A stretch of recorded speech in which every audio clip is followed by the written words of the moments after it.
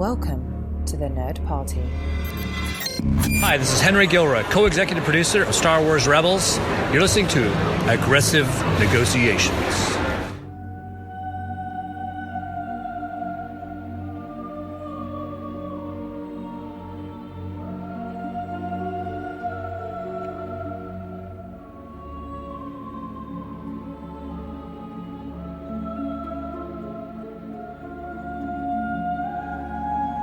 Bright suns, and welcome to Aggressive Negotiations, the Star Wars podcast. That's right here on the Nerd Party, coming at you from the comfy corners of Olga's Cantina at Black Spire. I'm one of your hosts, Jedi Master John Mills, and on the journey with me, as he is always, is my dear friend, Jedi Master Matthew Rushing. Matt, how are you today? Well, by the spires, John, I am doing great. It is so good to be back here with Aggressive Negotiations, and I'm actually very excited because it's one of those nights where you've been talking about an idea in your brain, but you haven't actually told me what the idea is, and so tonight I finally find out what it is that you've been percolating about in Star Wars, and to me, I'm kind of on the edge of my seat at this moment. Well, I hope I haven't built it up too much then, but what I cannot possibly build up too much is the need for people to go over to thenerdparty.com and check out all of the sister shows for Aggressive Negotiations on the Nerd Party. We have everything from writing in Star Trek to Doctor Who to Star Trek itself to film festivals across the world to the A24 Project to Retro Perspective, to Missing Frames, to a whole bunch of stuff, including Owl Post, that's all about Harry Potter. And so check those shows out. You want to drop a line to Aggressive Negotiations, thenerdparty.com/contact. Follow the show at The Jedi Masters on Twitter. You can follow the network at Join Nerd Party, and it's the Nerd Party on Facebook and Instagram. So the idea that I had that's been percolating in my brain is, of course, like most fans, we love to speculate. Oh, what does this mean with hearing the Emperor's laugh in The Rise of Skywalker? What does the title mean? What does this mean? What does that mean? And so one of the things there in my brain that I've been thinking about is, of course, we're returning to the idea of the artifacts. And the artifacts, you know, Darth Vader's melted helmet, the lightsaber, these different totems that seem to carry a specific power through the series and tie in specifically to, in the ancillary materials, things that are being sought out in books like Bloodline and Perfect Weapon and those sorts of things. What I'd love to get your thoughts on, an idea that I had possibly that the way that the Emperor is still around, because we know that preserving your identity in the Force is a skill that few have mastered, and that Qui-Gon introduced Yoda, all of those sorts of things, and the Sith were always focused on the temporal, the material world. What do you think of the possibility that the Emperor himself has possessed Ben Skywalker? That is a very interesting idea, and I think that there could be precedent for that, because I think back to the Clone Wars and what we learned about the Dathmiri witches and the magics that they have and how they are, subtly connected with the Force. There seem to be so many things about so many different sides of the Force that we don't know about, and so I think that you can still keep it that Palpatine basically hasn't lived on beyond the grave, right? Because that's something that only Jedi should have the ability to do, per George Lucas. That's the whole point. But that in some way, some kind of, artifact or whatever that was found, was imbibed with the spirit of Palpatine in some way. It makes complete sense. And part of that is because we've also seen that in the comics now with the Darth Vader comic and him building his fortress on Mustafar. Specifically, there is a helmet of a Sith Lord that was an architect, and somehow his spirit is a part of this helmet and everything. So I really think that's not all that far out of the realm of possibility. So basically, are we saying that, we need an exorcist? Like, it should have been Star Wars Episode 9, The Exorcist? Sort of. I mean, in the fact that Ben Solo still has, obviously, conflict within him. Some semblance of why his finger hesitated from launching the missile to kill his mother. Why it was so hard for him to kill Han, although that seems very much like a very personal decision on his part. So it's not that Palpatine is controlling his actions, but Palpatine is a partner in crime, if you will. The hurdle that I have is, where does Snoke fit in that whole hierarchy?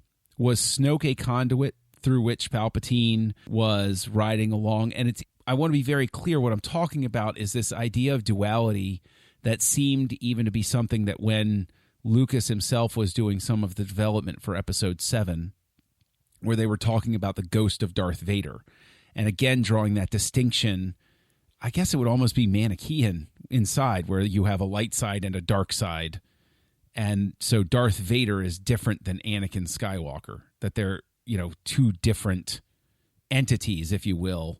Mm-hmm. And so if we were going to explore that sort of thing, is it possible that Ben has this very thing going on inside of him, but it's not that his own two selves are in conflict, it's that there is another self in there that is warping him in such a way, and that it's communicated to him through Darth Vader's helmet or the ashes or those different sorts of things. Yeah, it's a really interesting thought, because one, obviously it does explain some of the duality of Ben. It also maybe explains why Luke sensed such a, presence about him. But again, I think you're right. Like the one of the questions that you kind of come up with, okay, how does that work in like this timeline and everything? Like when would that happen? We get the feeling from The Force Awakens that Snoke is somebody that was known by Leia and Han, and maybe, was some sort of advisor or something. You just get the feeling like this is not a secret person to them. And did he have access to Ben in the sense of, like, was he a part of the Senate or something at the New Republic? Like, what is his connection with all of this? And was it their time together, that caused Leia to feel like, oh, I need to send him off, with Luke and all? And so I think it's a really interesting thought to think about, this being Ben's problem. Now, the one thing that kind of, as I think about it, though, that somewhat bothers me is the idea that this could excuse Ben from being responsible in many ways for a lot of his actions. And I don't know how I feel about that, because I do feel like Star Wars, and George is specifically with Star Wars, is so much about your personal responsibility. Yeah. And how your actions define who you are. And so if you do that with Ben, I feel like you can maybe excuse too much with him unless it's done just right. Yeah, I mean, I guess you would have to explore the idea that, like, Palpatine is inside his mind, and Ben is deciding to go along with it. I like think the Phantom of the Opera. Yeah. Inside my mind. Exactly. But, so, like, there's an influence there that Ben could say no to, but he doesn't. But it does... Like the shoulder angel and the shoulder devil. Yeah, right. Yeah, exactly. He's just trying to lead you down the path of righteousness. I'll lead you down the path that rocks. Yeah, but that, I mean, that you're absolutely right, though, that is a hurdle with it, because, personal responsibility is a big thing. And, as we're sitting here talking about it, Snoke is really the part that I can't get past where he would be, because I'm not so certain. I was initially certain in The Force Awakens, I said, oh, he was an advisor or something, or he was an acolyte of Vader or something like that. And, because that was the focus on, maybe it's not even the Emperor. Maybe it's the spirit of Vader that's influencing Ben, through the totem or something like that. But, shelving that for a second, the scale of Snoke when we met him in person in The Last Jedi was, I don't know why, but it sort of set aside this idea of him being directly in cahoots with Palpatine. Like the most I can really sort of get to is that he was in some way maybe one of Vader's secret apprentices that, got his butt handed to him or something like that.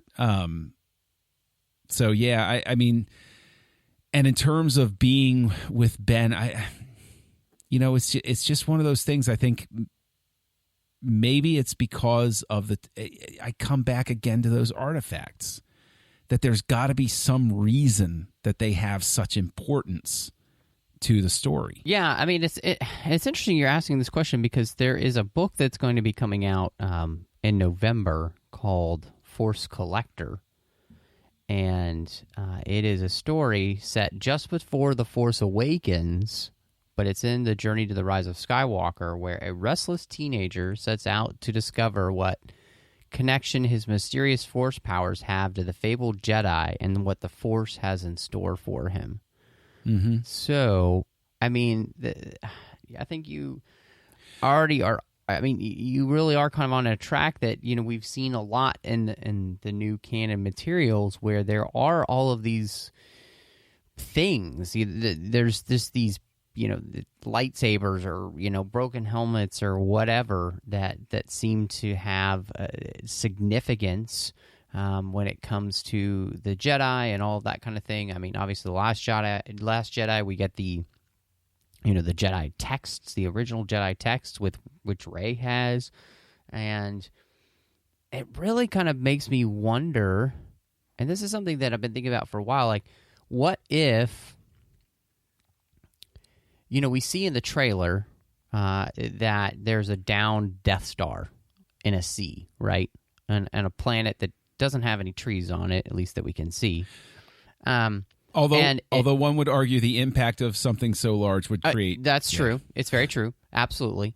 But it made me wonder what if Palpatine had hidden, in the unknown regions, a secret base that had a Death Star or whatever, and actually that Death Star never really maybe even got completed, and it crashed on this planet or whatever. But it's also a planet where he had an observatory as well, and that's where the First Order went to regroup, and become what we know of the First Order and everything, and that's where maybe they travel in the first place or something. So I just really been thinking about these like kind of cool far out ideas that they could actually do to really take this story in a whole other direction that would be, I think, fascinating, because it's totally unexpected, really. And I think, you could tie in, this place maybe Snoke came from or whatever. All of those kind of things could work together. But, the idea that Palpatine, we already know, I mean, we both loved the Lando comic that they did, and we already know that Palpatine was a collector of Sith artifacts and Force artifacts. And we saw it in Dryden's office, too, in Solo, this collection of artifacts, and some of them were Sith. So, the idea that all of these things are out there in the galaxy and may have some, tangential connection to the Force or have some sort of innate power in and of themselves. We saw that in the Clone Wars, too. So I just don't see why you couldn't have some of those things work together to help explain a lot of stuff, especially maybe even like you were thinking around Ben and the influence that maybe some of those things have had on him. Yeah, and it's actually something where in that Lando comic, if I recall correctly, there were like these undead guardians of those artifacts when they opened that. And so that, I think, in and of itself communicates that they have some sort of power. But it's the connection to Palpatine himself, right? And that title, The Rise of Skywalker. It seems as if it's setting the stage for Ben himself to rise up, to rebel against this dark energy that has had this influence on him. And it's just, I don't know if I want it to be true. I don't know if this is one of those ideas where I want it to be true, but there is a part of me that very much thinks it would explain so much about the story that we've gotten up to this point, and would also immediately, especially tying in, if it's out in the Outer Rim, you mentioned maybe his observatory was there, and yeah, the stage has been set for this. We've always been ready for this, because go all the way back to the original Thrawn trilogy, you had Mount Tantus, where the Emperor had a ton of stuff hidden. Yep. So there's precedent for this throughout all of the different materials that they've had, and I can't imagine that they would be baseless, that these things have to have come from notes somewhere along the way that even Lucas himself had out there. Well, and I mean, I think the whole idea of Force artifacts, you think about the idea of the way that kyber crystals work, and the fact that Jedi and kyber crystals form a relationship, which then creates the color of the lightsaber. So this thing has innate sensibilities and Force sensibility that is poured into by a Jedi, which creates almost a relationship. And that relationship is very strong because it's also channeling the Force, right? And so it makes so much sense that objects, you think of the Dathmiri witch objects, that were powered by their magics, that had this, weird aura about them. You think of the idea of all of the things that we've kind of seen throughout the years in things like that. You even think of the Jedi temples that we've seen in Rebels, where, just really weird esoteric S goes down, that's totally unexplainable. I mean, and those places seem to have a life of their own, too, in the Force, right? So I don't think, the more we talk about this, the more I see the opportunity where this could actually truly be a thing in some way. It doesn't even necessarily have to be that it's Ben, but that Force objects could have a key role in, this last story for the Skywalkers. Here's a question for you, though, right? Is whatever happened to Ben Solo's lightsaber that we saw in that flashback? Because it's not the red one. Whatever happened to it, and we're sitting here talking about how these Sith artifacts can have an influence and everything. Given that relationship between the Kyber crystal, and if Palpatine's spirit is in play and whatever, isn't it therefore possible that Ben's light side lightsaber could in fact trigger some sort of return back? I mean, there's not precedent for it, because when Vader encountered his own saber, he didn't really care.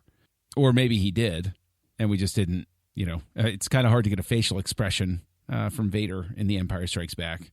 But I wonder what would happen if Ben's saber, because he's holding it, he's using it when he turns evil. What type of story is there, and could there be some sort of exploration of that as an artifact in itself, even in a future story? Yeah, and it makes me and that raises the question of, did Ben bleed his own lightsaber crystal, or his lightsaber out there somewhere? Well, I mean, the hilt looks decidedly different. True. And True. It wasn't the crossbear. Well, that's true, but that doesn't mean he couldn't have taken the crystal out and just built another. Yeah, that's very true, because Vader took that other crystal and bled it to create his new lightsaber. So that's entirely possible too. I don't know. What's so interesting is, and I think one of the things that I feel like you're kind of getting at with all of this, is that it seems like there are so many pieces out there, right? They're just, there's all of these pieces of story, and I can see kind of why your mind is going in all these places, because it feels like your mind is trying to make sense of all that we've been getting. Like, what's the cohesion to it, you know? Where's the through line? Where does it come together? Which is, I mean, I think it makes sense that we would be asking those things because so much of what we've seen from Star Wars, I would say, through the first 6 films, through the Clone Wars and Rebels, there is a straight through line in the sense that, like, all the things that you see really kind of add to other questions that we've had throughout the years. Yeah. They raise some new questions, but it never feels like you get a thing to which you're just so, like, how does that, you know, compute with the rest of what we've been getting? So I think that's where we kind of are right now, and at least in the sequel trilogy. It's like there are so many different pieces out there. We need somebody to finally put the puzzle together, and the problem with it is that we don't even know what the big picture, we don't have any idea what the big picture is supposed to look like either for that. You know, as you say that, though, they've, you know, touched on some things and explored some stuff in the books, and that's all well and good. Why wouldn't they use the opportunity to have a Disney Plus series specifically exploring this, exploring the artifacts and stuff like that? You could have almost an Indiana Jones style series set in Star Wars with somebody going out after these artifacts, maybe even like a villain and a hero, and they're like Indy and Belloc racing to try to get these things so that the other person doesn't get them first. Well, I mean, we do have a Dr. Aphra, and that's basically what she is Indiana Jones type character. True. I have to admit that I have not been reading that comic. But sure, bring Aphra in. But I mean, would she translate for the non-fan? Or is that even a concern at this point? Like, Episode 9 has to appeal to everybody, which is why I'm so curious as to whether this whole possession and artifact thing would even be explored. Because maybe touched on, because how are you going to wrap all of that in unless, I mean, I still hold out hope, because I guess the way that you could see these sorts of things tying together is in a sort of world between worlds sort of way. And maybe that's the way in which we encounter Palpatine or something like that. Sort of like Endgame, you know, Avengers Endgame, spoilers if you haven't seen it, manages to bring Thanos back by bringing back Thanos of the past. So I'm not saying they would have time travel like that, but they would have a situation wherein they're traveling through Force visions the way Rey did in The Force Awakens or something, and they encounter Palpatine somewhere in there. Again, that's definitely something that you know, we have we've seen in the EU. You know, they had the idea of like flow walking, you know, so that's not unheard of in Star Wars and for fans for sure. And then, of course, like you mentioned, you know, we have Rebels as a touch point for that as well, with the world between worlds. So, you know, I'm with you. It's like, did they kind of do the thing? Did they have the guts to do what they did with Solo, right? Where Solo said, yeah, Maul's alive. We're going to use him.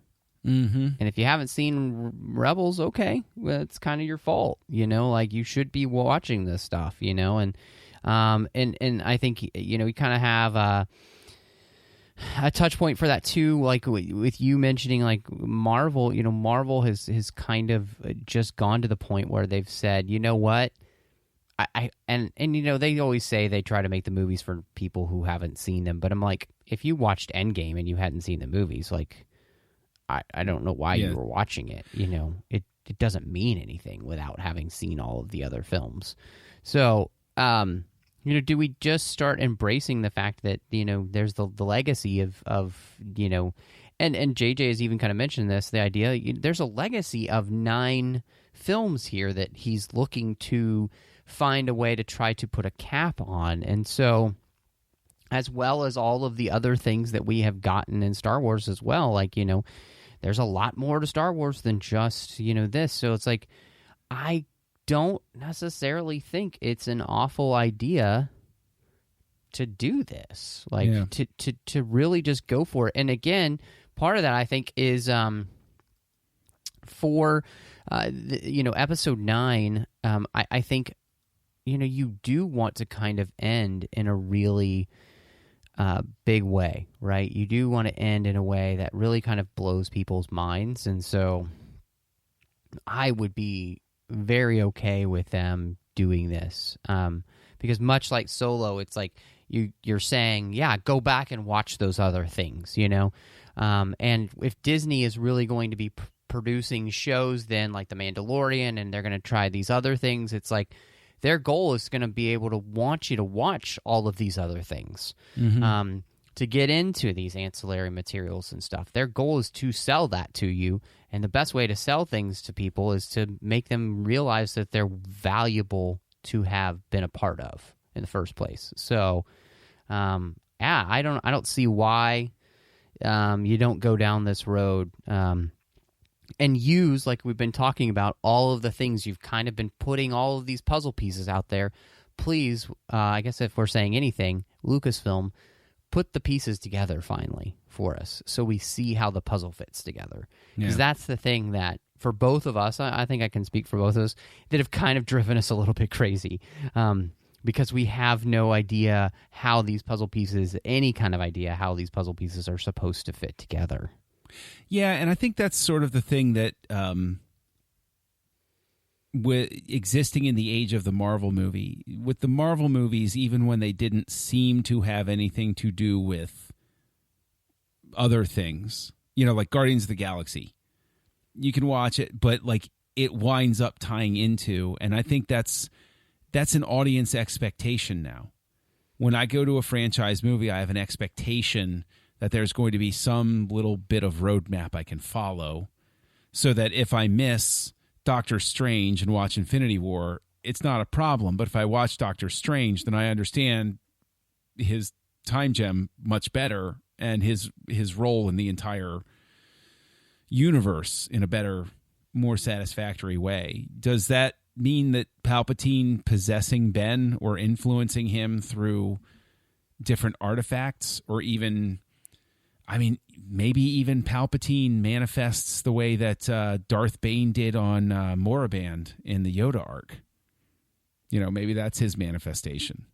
Yeah, well, and the interesting thing about that too is that we know that it's not a true manifestation. It's right. It's just it's almost like a forced projection into whatever it was, and then it's gone. It's not that full on.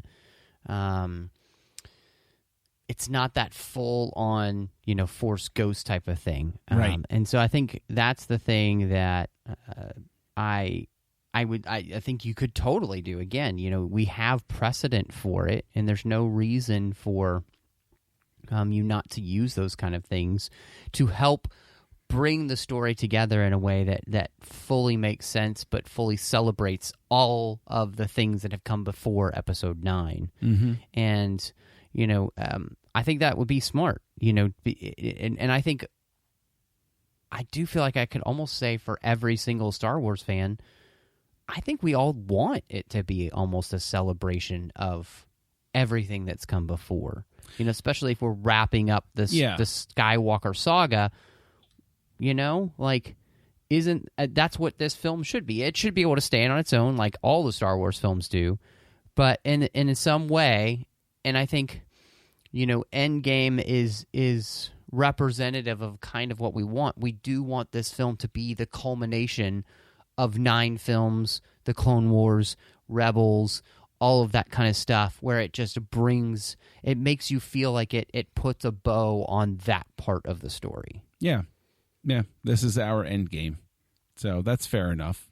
Well, I hope everybody's just enjoyed this conversation. I think what this shows is that, for us, we don't, there are some, we haven't loved the sequel trilogy, but we're still very hopeful, and there's still things about it that really intrigue us. And I think that's the thing that's cool. Like, our goal has always been to celebrate what we do love about Star Wars, and the fact that we still have mysteries that we're interested in figuring out is great. So Well, yeah, and the point of any sequel or prequel, as we're fond of saying, is to enhance what came before. So even if you're at a spot where The Last Jedi, there were plenty of people that were like, I don't know, this, the role of the sequel is to make you understand why it worked and why it was important to the story, and so they can still do that. We're still, like I think that's sort of, to speak to your point, like we are all at a point where,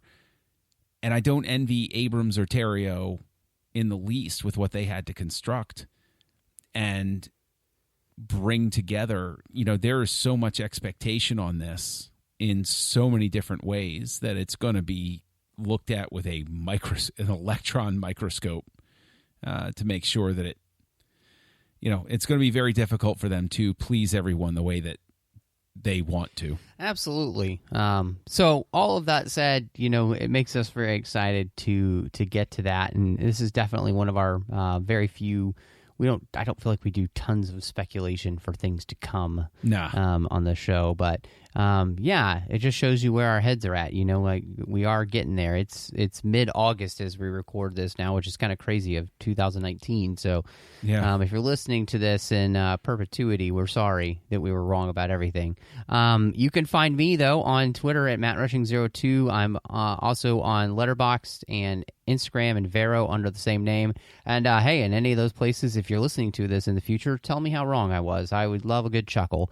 You can also find me here on the network doing Owl Posts with Drea Kaufman as we talk about Harry Potter one chapter at a time. And we are almost done with the Order of the Phoenix, so very excited about that. You can find me also on the Trek FM network. I do 2 shows over there. One's called The Orb with Chris Jones, talking about Star Trek Deep Space Nine.